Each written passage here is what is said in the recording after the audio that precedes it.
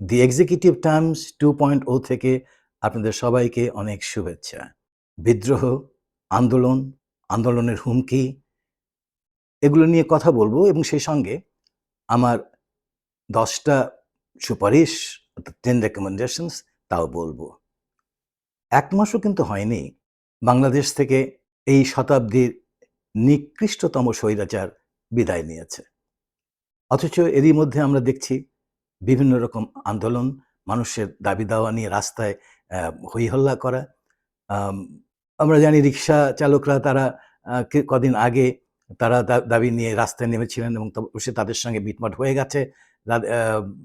আমরা এও জানি যে এই পল্লী বিদ্যুৎ সমিতির লোকজনও তারাও বেশ আন্দোলন করার জন্যে হুমকি দিচ্ছিলেন।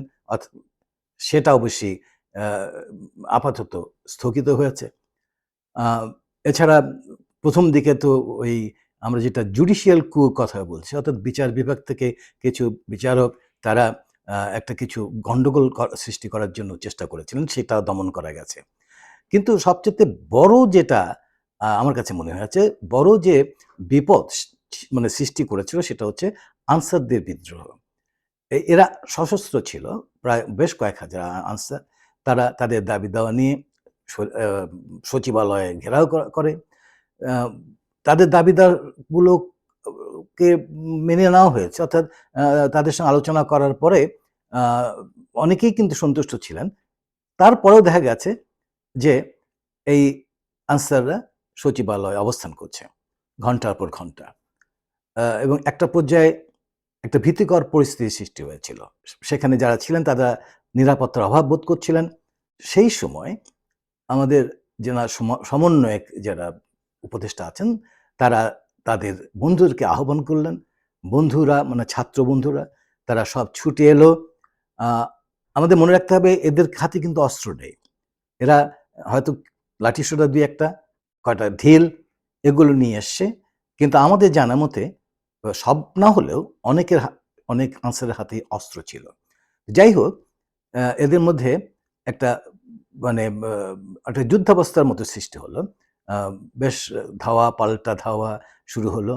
আ এবং এম আমাদের অনেক ছাত্র আহত হলেন। আম আমরা জানি হাসনাত আব্দুল্লাহর কথা। উনি একজন সমন্বয়ক। অনেক মারাত্মকভাবে আহত হয়েছিলেন উনি।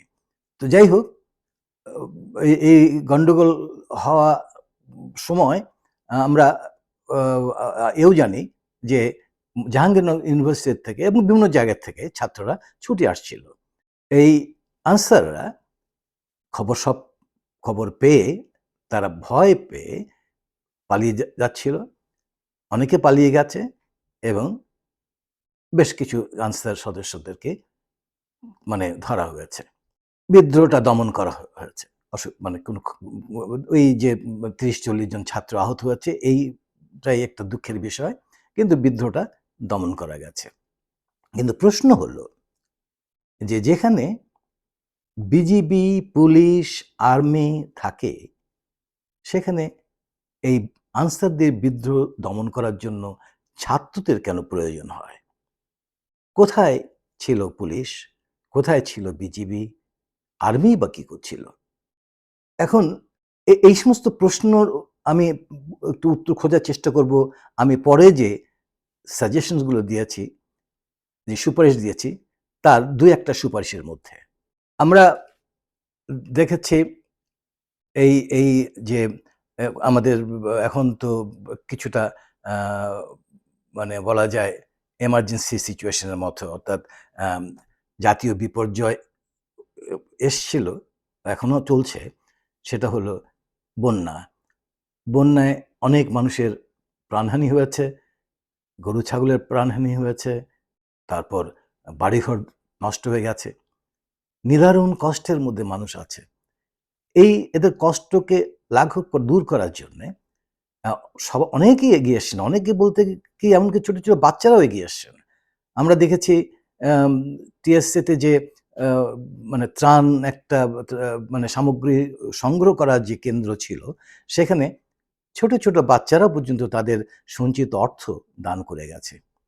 কেউ তারা তাদের যে মাটির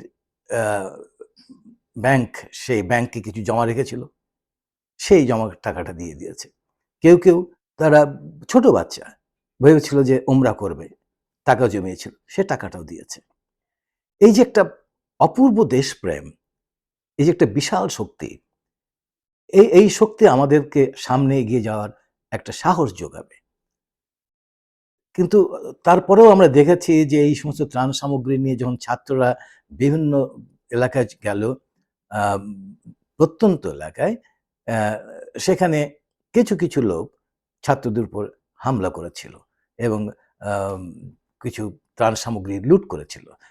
তো এখানেও আমরা দেখছি নিরাপত্তার বিষয়টি, নিরাপত্তার বিষয়, কারণ এগুলো, এই নিরাপত্তার বিষয়টা দেখার ভার হলো সেখানকার যারা মানে শাসন করছে, সেখানকার যারা সংশ্লিষ্ট অফিসাররা আছেন, সেখানে যারা পুলিশ কর্মকর্তারা আছেন, তারা দেখবেন। কিন্তু তারপরেও আমরা দেখছি যে কিছু কিছু অপ্রীতিকর ঘটনা ঘটেছে।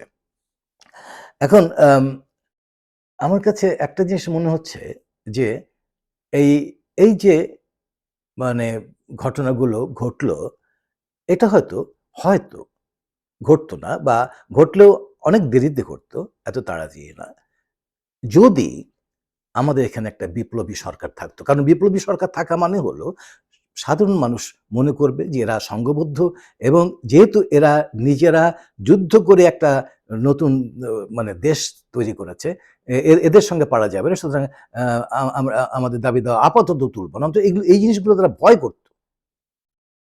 তা হয়নি, বিপ্লবী সরকার হয়নি, হয়েছে একটা অন্তর্বর্তীকালীন সরকার। এবং এই অন্তর্বর্তীকালীন সরকারে শুধুমাত্র ২ জন উপদেষ্টা সরাসরি এই ছাত্র আন্দোলনের সঙ্গে জড়িত ছিল, তারা সমন্বয়ক। বাকিদের মধ্যে ডক্টর ইউনূস তো আলাদা। ডক্টর ইউনূস এই জন্য আলাদা যে তিনি আমাদের জন্যে একটা আমাদের সমস্ত পৃথিবীর কাছে তিনি গ্রহণযোগ্য ব্যক্তি, এবং এই জাতির দুর্যোগের সময় তার উপস্থিতি সাংঘাতিক দরকার। তাকে হাল ধরতেই হবে, এবং তার জন্য আমরা বলব যে আমরা ভাগ্যবান। কিন্তু অন্যান্য যারা উপদেষ্টা আছেন, আমি বলছি না তাদের কারো কারো সম্পর্কে আমার কোনো মানে অভিযোগ নেই। কিন্তু আমার প্রশ্ন হলো যে তারা কি তারা তারা কি এই ইয়েতে জড়িত ছিলেন? মানে এই আন্দোলনের সঙ্গে কি সম্পৃক্ত ছিলেন? এই যে ছাত্র বৈষম্য আ আ বিরোধী আন্দোলন, যেটা বৈষম্য বিরোধী আন্দোলন ছাত্রদের, সেখানে তাদের ভূমিকা কি ছিল? কিছু ছিল কি? একেকজনকে আমরা অবশ্যই দেখেছি, তারা মুখ দেখিয়েছেন মানে শেষের দিকে এসে, যখন দেখলেন যে না, মানে এ তো মানে শেষ হয়ে যাচ্ছে। এখন তো আর কোনো অসুবিধা নাই। এখন বলা যায়। ২-১ জন তো সামনে আসলেন, ডিবি অফিসের সামনে গিয়ে একটু কথা বললেন। আম তারপরে আরো ২-১ জন হয়তো আ আ দূর থেকে কিছু কথা বললেন শেষের দিকে।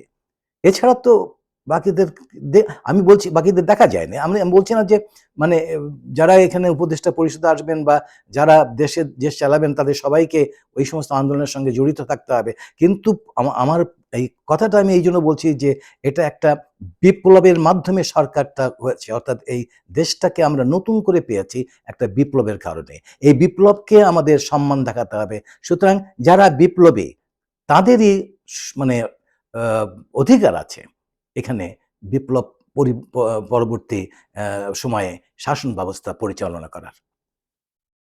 যাই হোক, আ ভালোই চলছে। আমি বলব না একদম খারাপ চলছে, ভালোই চলছে। কিন্তু ওই যে বললাম, সিকিউরিটি প্রবলেম দেখছি এখানে সেখানে। তো এটা অ্যা হয়তো একটা স অশনি সংকেত হতে পারে। কিন্তু আমি আমি আমি আমার বিশ্বাস যে আমাদের ছাত্র সমাজ অত্যন্ত সজাগ। সুতরাং এগুলোকে মোকাবেলা তারা করবে ইভেনচুয়ালি। আম আমি একটা জিনিস এখানে একটা আ আমার কাছে মনে হচ্ছে, একটা মিল পাচ্ছি আর্মেনিয়ার সঙ্গে। আর্মেনিয়াতে ভেলভেট রেভলিউশন হয়েছিল ২০১৮ সালে, আমরা অনেকেই জানি। এবং সেখানে আ সেখানে নিকোল আম আ পাশিনিয়ান উনি আ প্রধানমন্ত্রী হন পরে। উনি একটা বিপ্লব সাধন করেন। তার সঙ্গে অনেকে ছিলেন। আম একটা দল করেন। এটা একটা অনেকটা পার্লামেন্টারি পদ্ধতিতেই উনি চলে আসেন। আ এবং আ যে প্রেক্ষিতে তিনি আসেন সেটা অনেকটা বাংলাদেশের মতোই। সেখানেও করাপশন ছিল, দুর্নীতি, স্বজনপ্রীতি, তারপর মানে মানে ফেক যে ইলেকশন যেটা, নির্বাচন, ভুয়া নির্বাচন, বিভিন্ন কিছু ছিল। অর্থনৈতিক অবস্থা দ্রুত অবনতি ঘটছিল, আ টাকা পাচার হচ্ছিল। সব অলমোস্ট যা আমাদের দেশে হচ্ছিল তাই সেখানে হয়েছে। সুতরাং আ সেখানে সেই রেভলিউশন বিপ্লবটা অবশ্যম্ভাবী ছিল এবং সেই বিপ্লবের পরে আ দেশটা আস্তে, আস্তে ঘুরে দাঁড়ায় এবং অনেক ভালো করছিল। কিন্তু অসুবিধা হলো যেটা, সেটা হলো যে ওই বিপ্লবের যে সরকারের মধ্যে আস্তে, আস্তে বুড়োরা, আমাদের মধ্যে বুড়োরা সেখানে ঢুকে পড়ে এবং সেখানে দেখা যায় স্বজনপ্রীতির ব্যাপার। আ সেখানে পলিসি মেকিং এও আ দুর্বলতা দেখা যায়। কারণ যারা যুবক, যারা সত্যিকার অর্থে মানে আ বিপ্লব করে, তারা কিন্তু অত্যন্ত সাহসী। তারা যেকোনো সিদ্ধান্ত সাহসের সঙ্গে নিতে পারে। আমরা তো একটা কিছু করার আগে ১০ বার চিন্তা করি, কি করব, কি করব না, করব, কি করব না। কিন্তু ততক্ষণে ঘটনা ঘটে যায়। তো এইজন্য বলছিলাম যে আমাদের এইখানে এই আ এবং এই কথাটা আমি এইজন্য বললাম যে পরে আমার একটা সাজেশন থাকবে যে এই যে উপদেষ্টা পরিষদ আছে সেখানে কিছু আ যোগ করার ব্যাপারে। আম এখন আমি আমার প্রস্তাবনা পেশ করছি। আমার ১ম প্রস্তাব হলো রাষ্ট্রের সর্বোচ্চ সম্মান প্রদর্শন করতে হবে শহীদদের। তাদের খেতাব দিতে হবে। যেটা আমাদের এখন বীরশ্রেষ্ঠ, বীরুত্তম ইত্যাদি আছে সেভাবে অথবা নতুন করে দি দিলে দেওয়া যেতে পারে। এটা অবশ্যই করতে হবে, তাদের দিকে সম্মান প্রদর্শন করতেই হবে। কারণ আমরা যেটা আবার বারবার করে আমাদের এটা মনে রাখতে হবে যে আমরা যা অর্জন করেছি এটা অবিস্মরণীয় একটা ঘটনা, একটা অতুলনীয় ঘটনা। এরপর আম আ আ আ আমি আমি প্রস্তাব করছি ২ নম্বর যেটা সেটা হচ্ছে যে এই শহীদদের জন্যে একটা স্মৃতিসৌধ ক করতে হবে। এখন অনেকে বলবেন সাভারে তো আছেই একটা স্মৃতিসৌধ। তারপরে বলতে পারে নাকি? তারপরে আমাদের শহীদ মিনার আছে। কিন্তু ব্যাপারটা হলো যে আমি আবারও বলছি যে এই যে বিপ্লবটা হলো, এই বিপ্লব কিন্তু আগের কোনো বিপ্লবের মতো সঙ্গে তুলনা করা যায় না। আগে আমি বলছি না আমাদের মুক্তিযুদ্ধের সময় আমি নিজেও ছিলাম। কিন্তু ঘটনাটা হলো সেই মুক্তিযুদ্ধ ছিল অন্য ব্যাপার। সেখানে আর এটা ছিল, সেখানে আমাদের মানে সমস্ত জনগণ সেখানে আ যুক্ত হয়েছে। এটা এমন কিছু না। কারণ আ আমি জানি না এ ব্যাপারে আমি হয়তো এখন বলার সময় নাই। একটা সময় বলব যে যখন এই মুক্তিযুদ্ধ শুরু হয়, সেই সময় আমি নিজেও তখন লালমনিরহাটে ছিলাম। আমি ফোন করেছি, আমি বিভিন্ন জায়গায় ফোন করেছি। তখন ওখানে রিয়াজউদ্দিন সাহেব ভোলা মুক্তার উনার নাম ছিল। তিনি সেখানকার এমপি ছিলেন। আমরা কি করব? তখন মার্চ মাসের দিকে। মার্চ মাসের আগে ফেব্রুয়ারির সঙ্গে কেন ঘটনাটা শুরু হয় লালমনিরহাটে ফেব্রুয়ারির দিকে। সেখানে শহীদ মিনার লাথি মারে এবং তখন আমি আ যোগাযোগ করেছিলাম যারা স্থানীয় লোক ছিলেন ঢাকাতে বিভিন্ন জায়গায়। যাই হোক, আমি কথাটা এইজন্য বললাম যে তখন কিন্তু মানে অনেকে বলেন যে মানে আওয়ামী লীগ করেছে বা মানে শেখ মুজিবুর রহমান সাহেব এটা করেছে। আমি ওনার অবদানের কথা অস্বীকার করছি না। কিন্তু ঘটনাটা হলো যে আমরা সবাই জানতাম, আমরা কেউই জানতাম না কি করা যায়, কোথায় যাওয়া যায়। আমরা কেউ তো চলে গেলাম ভারতে ওইখানে। সেখানেও ১ম দিকে আমার মনে আছে যে ওই আ মানে দিনহাটাতে গিয়ে ওখানে ফরওয়ার্ড ব্লকের কাছে গিয়েছি। তারা বলছে যে, "আপনার ছেলেরা তো সব এখানটায় সব সিনেমা দেখতে আসে।" তো আমরা যাই হোক ওখানেও মানে আমাদের সেই সময় আমরা আমরা আমাদের দিশাহারা ছিলাম। আমরা কি করব না করব। আমি কথাটা অবতারণা করলাম যে বর্তমান অনেকে মনে করবেন যে আমাদের তো একটা মুক্তিযুদ্ধ ঘটে গেছে। হ্যাঁ, মুক্তিযুদ্ধ হয়েছে ৯ মাস আমরা কষ্ট করেছি এবং এই মুক্তিযুদ্ধে কিন্তু সত্যিকার অর্থে কিছু লোক যারা মুক্তিযুদ্ধের বিরোধিতা করছে তারা বাদে সমস্ত বাংলাদেশের সমস্ত মানুষ, আমি সাক্ষী তার, সমস্ত মানুষ এর সঙ্গে জড়িত সরাসরি অথবা ইনডিরেক্টলি। অর্থাৎ তারা সাহায্য করেছে, টাকা দিয়েছে। যারা মুক্তিযোদ্ধা ছিল তাদেরকে বিভিন্ন জায়গায় খাবার দিয়েছি। অনেক কিছু করেছে এবং ওরা দোয়া করেছে আল্লাহর কাছে। তো এখন এই যে আমাদের মানে আজ মানে আজকে যে আমাদের ইয়ে হলো, নতুন একটা দেশ আমরা পেলাম। এ এ এই এই যে স্যাক্রিফাইস, এখানে ১,০০০ এর উপর লোক মারা গেল মাত্র কয়দিনে।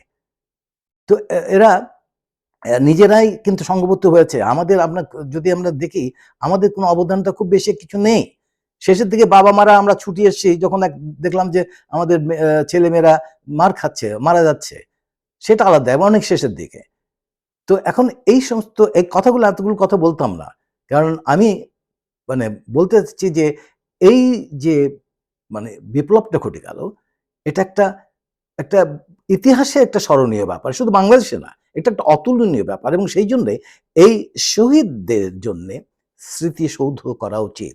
সাভারে যেটা আছে থাকুক, কিন্তু এটা অন্যত্র হতে পারে। আপনার হয়তো বলা যায় যে উত্তরার দিকে কোথাও একটা হলো, গাবতলীর দিকে হলো, বা এদিকে যাত্রাবাড়ি, যে কোনো জায়গায় করা যেতে পারে, কোনো অসুবিধা নেই। এখন আরেকটা হলো কি, এর সঙ্গেই আমি বলছি যে ২ নম্বরেই প্রস্তাবনাতে যে যে সমস্ত অনেক অনেক সুন্দর স্থাপনা আছে, গুরুত্বপূর্ণ অন্য স্থাপনা আছে, ব্রিজ, তারপর আরো অন্যান্য স্থাপনা আছে, এগুলোর নামকরণ এই শহীদদের নাম অনুসারে করতে হবে। এটা দরকার। এটা করলে আমরা অন্তত কিছুটা হলেও এদেরকে, এদের স্মৃতির প্রতি আমরা সম্মান জানাতে পারবো। এরপরে হলো যেটা আমি ৩ নম্বর প্রস্তাবনা করছি, সেটা হলো প্রত্যেক শহীদ পরিবারের জন্যে এককালীন কিছু অর্থ দিতে হবে। তারা যেন আ বাঁচতে পারে। তাদের সন্তান আ আত্মাহুতি দিয়েছে। আমরা যেন না ভুলে যাই। তাদেরকে আমাদের আর্থিক সহযোগিতা করতে হবে। এবং যারা আহত, তাদের জন্যে একটা আজীবন ভাতার ব্যবস্থা করতে হবে। যেটা আমার ৪ নাম্বার যেটা প্রস্তাবনা, সেটা হলো আমাদের যে উপদেষ্টা পরিষদে আরো ১০ জন, কমপক্ষে আরো ১০ জন উপদেষ্টা নিয়োগ দিতে হবে, এবং এই ১০ জন উপদেষ্টা ছাত্র সমন্বয়কারী যারা ছিল তাদের মধ্যে থেকে, এবং সেটা ঢাকাতেই হবে তা না, ঢাকা না, রাজশাহী, তারপর চিটাগাং, খুলনা, বিভিন্ন জায়গা থেকে নেওয়া যাবে, বিভিন্ন ইউনিভার্সিটি থেকে আনা যাবে। প্রাইভেট ইউনিভার্সিটি, তাদের অবদান কম না, সেই প্রাইভেট ইউনিভার্সিটি থেকে, অর্থাৎ বেসরকারি বিশ্ববিদ্যালয় থেকে, তাদের কাছ থেকেও আমাদের এই কিছু সমন্বয়ক নিয়ে এখানে মানে আমরা এই যে উপদেষ্টা পরিষদ, এর পরিধিটা আমরা বাড়াতে পারি। জাহাঙ্গীরনগর ইউনিভার্সিটি তো আছেই। এটা করতে হবে। ৫ নম্বর হলো যে ছাত্রদের জন্য একটা ব্রিগেড তৈরি করতে হবে। ডিফেন্স ব্রিগেড থাকতে হবে। সেটা হলো যারা এই সমন্বয়ক ছিলেন, বা আরো যারা সরাসরি এই আন্দোলনের সঙ্গে জড়িত ছিলেন, তাদেরকে নিয়ে অবশ্যই ভলান্টারিলি একটা ব্রিগেড তৈরি করতে হবে। তাদেরকে সামরিক প্রশিক্ষণ দিতে হবে। এটা এইজন্য বলছি যে যদি কখনো এই যে একটা বিদ্রোহ ঘটে গেল, যেটা আনসার বিদ্রোহ, এই জাতীয় কোনো উপসর্গ হয়, তখন এটাকে নির্মূল করা যাবে যদি এরা প্রশিক্ষণ প্রাপ্ত হয়। আমরা দেখেছি যে মানে খালি হাতে হয়তো ২-১টা লাঠি নিয়ে এত বড় আনসার বিদ্রোহকে তারা দমন করেছে।